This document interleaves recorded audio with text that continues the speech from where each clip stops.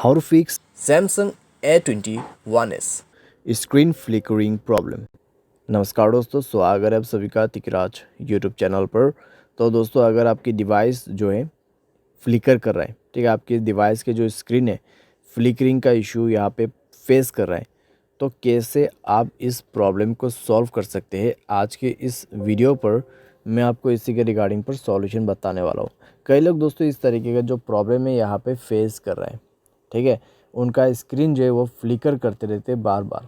तो अगर दोस्तों आपको भी ऐसा ही प्रॉब्लम हो रहा है, तो कैसे आपको फिक्स करना है, क्या सॉल्यूशन करना है, सब कुछ आपको इसी वीडियो पे जानने को मिल जाएगा। वीडियो शुरू करने से पहले दोस्तों, अगर आपने चैनल को सब्सक्राइब नहीं किया है तो सब्सक्राइब करते हुए बेल आइकन को क्लिक करें। और अगर आप ऑनलाइन पैसा कमाना चाहते तो वीडियो डिस्क्रिप्शन पर लिंक मिल जाएगा। किसी भी प्रॉब्लम के रिगार्डिंग पर आप हमें ट्विटर पर फॉलो करके मैसेज कर सकते हैं, ठीक है। चलिए दोस्तों, वीडियो शुरू करते हैं।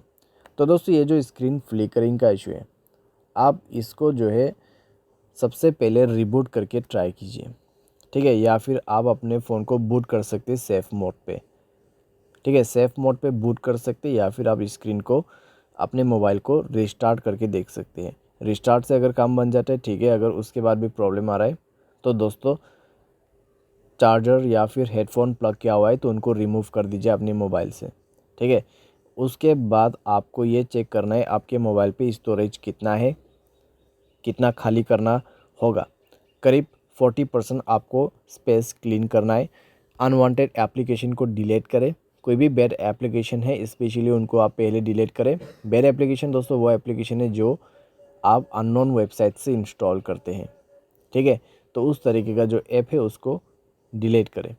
डिलीट करने के बाद दोस्तों आप ये चेक कीजिए, अगर आपके कोई अगर आपके मोबाइल पे, ठीक है, आपके फाइल मैनेजर पे अगर कोई करप्टेड फाइल्स पड़ा हुआ है तो उनको आप मेक श्योर रिमूव करें, ठीक है।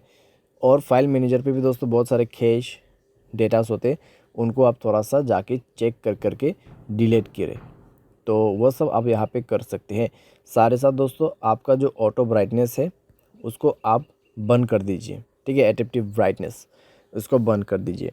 उसके बाद दोस्तों सारे सॉल्यूशन करने के बाद मोबाइल को रिस्टार्ट करते हुए चेक करके देखें, आपका प्रॉब्लम लगभग सॉल्व हो जाएगा।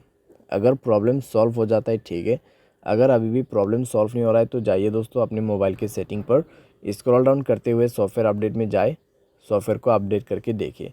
सॉफ्टवेयर अपडेट करने के बाद दोस्तों यहाँ पे अगर सॉफ्टवेयर के रिलेटेड कोई भी इशू है, कोई भी प्रॉब्लम है तो कॉन्फर्म फिक्स्ड हो जाएगा।